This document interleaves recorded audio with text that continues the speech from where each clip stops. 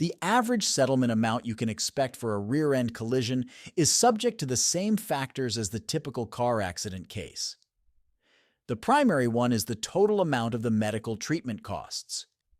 The other factor that can limit how much your settlement can be is the insurance policy limits.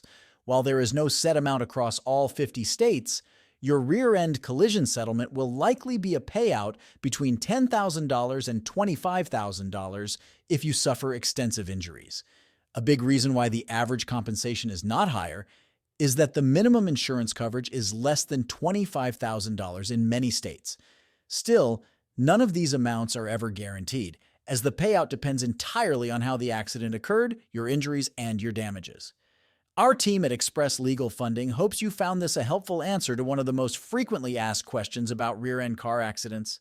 Please like and subscribe to get more answers like this one. Your support really makes a difference.